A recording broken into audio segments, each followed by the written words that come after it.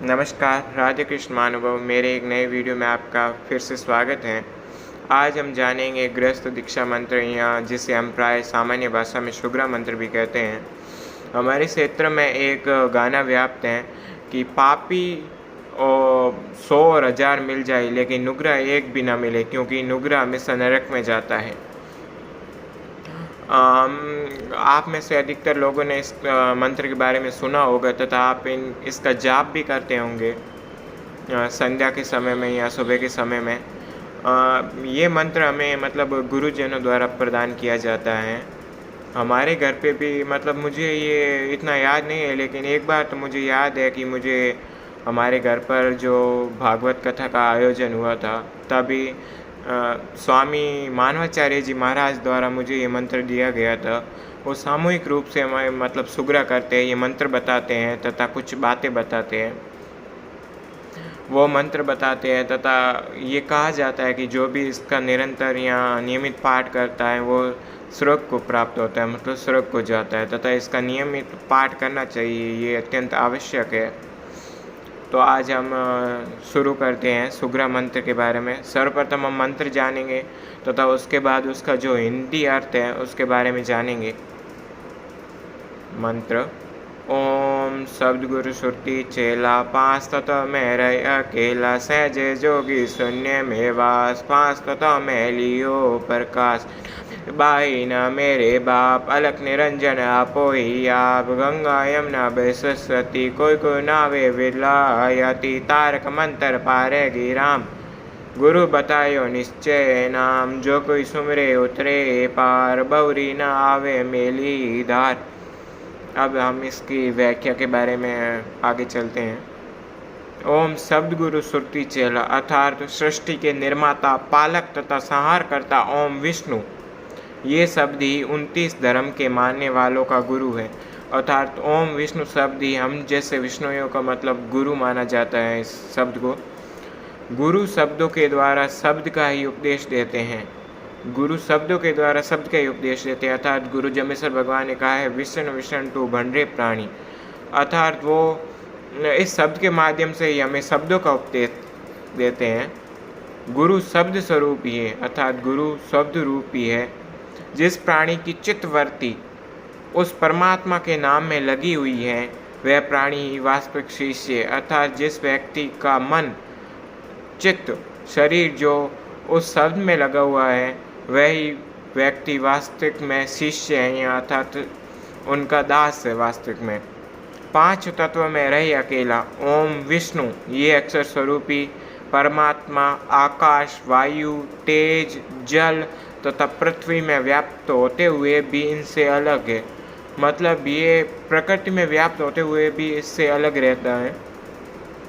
सहजे जोगी शून्य में वास, परम पिता परमात्मा की प्राप्ति के लिए निरंतर यथाशक्ति साधना करना लाभदायक है तथा ऐसे सहजे योगी का परमात्मा में निवास हो जाता है। जो निरंतर यथाशक्ति साधना करता है उसका परमात्मा में निवास हो जाता है।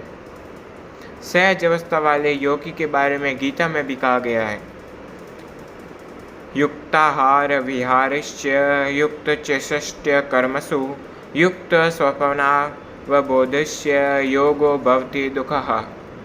अर्थ: जो योगी नियम पूर्वक भोजन करे, नियम पूर्वक ब्रह्मणादि कर्म करे, जो नियम पूर्वक भ्रमण करे, नियम पूर्वक उठे बैठे तथा शयन करे तो उस योगी को सुख पूर्वक परमात्मा की प्राप्ति होती है। 5 तत्व में लियो प्रकाश, अर्थात धर्म की रक्षा और अधर्म के नाश के लिए 5 तत्व के शरीर को धारण कर प्रकाशमान हूँ, अथवा प्रकाश स्वरूप परमात्मा की प्राप्ति 5 तत्व के शरीर के द्वारा ही संभव है। अर्थात कोई भगवान पाप का अधर्म का नाश करने के लिए 5 तत्व रूपी शरीर धारण करते हैं तथा हम भी भगवान की प्राप्ति इस 5 तत्व रूपी स्वरूप से ही कर सकते हैं। स्वरूप अर्थात ये शरीर से ही कर सकते हैं। कोई भी आत्मा परमात्मा का ध्यान नहीं कर सकती, अर्थात परमात्मा को प्राप्त नहीं कर सकती। जब तक वो शरीर में रहती हैं तब तक उसके पास एक साधन रहता है, जो है शरीर, जिसके माध्यम से वो परमात्मा को प्राप्त कर सकता है। ना मेरे, क्योंकि जब तब ध्यान आदि साधना शरीर के होते हुए ही होती है। जो मैंने पहले कहा था कि शरीर के होते हुए ही हम जब तब साधना कर सकते हैं, बिना शरीर के ये संभव नहीं है। ना मेरे माई ना मेरे बाप, अलग निरंजन आप ही आप, अविनाशी परमात्मा की न कोई माता है न कोई पिता है, वह तो इंद्रियों के अविश्य स्व प्रकाश स्वरूप है। तथा ऐसे परमात्मा के अंश आत्मा के भी परमार्थ दृष्टि से माता पिता कोई नहीं है, किंतु स्व प्रकाश स्वरूप है। अर्थात भगवान के कोई माता पिता नहीं है, वो स्व इंद्रियों को वश में करके प्रकट होते हैं। तथा जो हमारे अंदर आत्मा व्याप्त है वो भी परमात्मा का अंश है, तथा उसके भी ना कोई माता है और ना कोई पिता है। वो अपने आप में स्वप्रकाशित है, स्वज्ञानमान है वो अपने आप में। गंगा यमुना बे सरस्वती, कोई कोई नावे विरला जती। अर्थात गंगा यमुना और सरस्वती शरीर के अंदर ही चलती है, शरीर के अंदर ही ये तीनों नदियाँ चलती है, गंगा यमुना और सरस्वती। उनके संगम में कोई कोई परमात्मा का चिंतन करने वाला संत ही स्नान करते हैं। मतलब उनके जो मिलन स्थल है उसमें कोई कोई जो परमात्मा का चिंतन करता है वही व्यक्ति उसमें स्नान कर सकता है। जो नाड़ी दाहिनी आँख से, जो नाड़ी हमारी मतलब जीवनी या दाहिनी आँख से होती हुई ऊपर को जाती है, यहाँ से ऊपर एक नाड़ी जाती है, उससे गंगा अथवा ईड़ा नाड़ी कहते हैं, गंगा या ईड़ा नाड़ी कहते हैं। प्राय ये मतलब आयुर्वेदिक में भी ऐसा बताया जाता है कि जो यहाँ से एक नाड़ी जाती है नाक से होती हुई, वो ईड़ा नाड़ी कहलाती है। तथा जो नाड़ी बाह्य आँख से होती हुई ऊपर जाती है, यहाँ से होती हुई यहाँ से ऊपर जाती है एक नाड़ी, जो यहाँ से ऊपर जाती है, उसे यमुना अथवा पिंगला नाड़ी कहते हैं। इसी प्रकार जो नाड़ी दोनों आँखों के मध्य से होकर ऊपर जाती, जो यहाँ से एक नाड़ी ऊपर जाती है मध्य से होती हुई, उसे सरस्वती अथवा सुषुम्ना नाड़ी कहते हैं। इन तीनों नाड़ियों के संगम में अर्थात भूक्रूटी स्थान, जहाँ पुरुष अपनी चित्तवृत्ति को निरोध धर कर परमात्मा का चिंतन करता है, वही इनके संगम पर स्नान करता। अर्थात यहाँ पर मस्तिष्क के अंदर हम जो ध्यान केंद्रित करके परमात्मा का चिंतन करते हैं, वो इस मतलब तीनों संगम में स्नान कर सकता है, प्रभु का चिंतन कर सकता है। तारक मंत्र पर गिराम गुरु बतायो निश्चय नाम। श्री गुरु जम्बेश्वर भगवान ने योग दृष्टि से ओम विष्णु इस महामंत्र का उपदेश दिया है।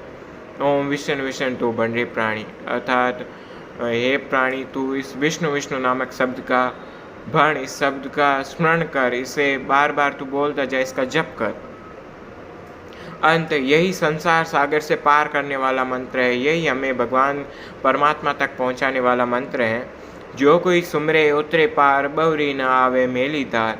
जो व्यक्ति श्रद्धापूर्वक अपनी मन की वृत्ति को परमात्मा में लगाकर इस मंत्र का जप करता है, वह इस जन्म मृत्यु रूपी रोग से बचकर आनंद स्वरूप हो जाता है। इति ग्रस्त गुरु मंत्र, यही गुरु ग्रस्त मंत्र है। ग्रस्त है मतलब घर में रह के जो हम जाप कर सकते हैं, यही मंत्र है। इससे संबंधित एक और मंत्र है, लेकिन वो केवल साधुओं के लिए ही है। जब हमें स्वामी मानवाचार्य जी महाराज ने हमें ये मंत्र दिया, उन्होंने कहा था कि जब आप इस मंत्र का जाप करें सुबह शाम, तो उसके बाद आपको 5 बार ओम नमो भगवते वासुदेवाय इस मंत्र का भी जाप करना चाहिए, ताकि आपका मतलब ये मंत्र गुरु ग्रह दीक्षा मंत्र है या जो ये सुग्रह मंत्र है ये सफल हो सके, इसके द्वारा ही सफल होता है। तो मेरा आपसे मतलब निवेदन है या अनुरोध है कि जब भी आप इस ग्रस्त या सुग्रह मंत्र का जाप करें तो उसके बाद 5 बार ओम नमो भगवते वासुदेव ये मंत्र का भी जाप करें, क्योंकि ये भगवान विष्णु का एक उन्हें अत्यंत प्रिय मंत्र है। इनके द्वारा भगवान विष्णु का ध्यान हमारी तो तरफ आकर्षित होता है। तो कोई व्यक्ति मतलब ये जानना चाहते हैं या कोई ये समझना चाहते हैं गुरु दीक्षा मंत्र के बारे में, तो मेरे हिसाब से अधिकतर लोगों को इस बारे में समझ में आ गया होगा। तो मैं आपको एक और बात बताना चाहता हूँ, जो ये हमारी ईड़ा नाड़ी है और ये हमारी सुषमा नाड़ी है, आयुर्वेदिक में इसे भी लेकर एक मतलब व्याप्त है, इसे भी लेकर एक क्या उसे उपचार इससे भी लेकर एक व्याप्त है। हमारे शरीर में ये 2 नाड़ियाँ हमारी शरीर के पेट के अंदर जो ठंडक है तथा जो गर्माहट है उसको नियंत्रित करती हैं। इस ईड़ा तथा पिंगला नाड़ी तथा इस सूक्ष्म नाड़ी के बारे में हम कभी किसी दूसरे वीडियो में बात करेंगे तथा उसमें मैं आपको विस्तार से इसके बारे में बताऊंगा तथा जो आयुर्वेदिक जो वेदों में इसके बारे में व्याप्त है, जो इससे हमारे शरीर में एक उपचार की तरह ये कार्य करता है, ये दवाई की तरह कार्य करता है, तो उसके बारे में हम किसी और वीडियो में बात करेंगे। तो धन्यवाद। मेरा आपसे यही निवेदन है कि यदि आप 29 नियमों का पालन करते हैं, पूर्ण रूप से कोई लोग पालन करते हैं, कोई नहीं कर पाते, लेकिन जो भी 29 नियमों में से किसी भी नियम का पालन करता है कुछ नहीं, लेकिन आपको ओम सद्गुरु श्रुति चला इस सुग्रह मंत्र का, इस गृहस्थ दीक्षा मंत्र का तो हमेशा ही संध्या में तथा सुबह हमेशा दोनों टाइम इसका आपको जप करना चाहिए। ये अत्यंत लाभदायक है तथा ये हमें परमात्मा के पास पहुंचाता है। ये हमारे जो शरीर के अंदर आत्मा है उसका मिलन परमात्मा से करवाता है। हमारी चित्तवृत्ति को भगवान विष्णु में लगाता है। इसलिए ध्यानपूर्वक तथा अच्छी तरीके से इस सुग्रह मंत्र, इस गृहस्थ दीक्षा मंत्र का पाठ कीजिए। धन्यवाद।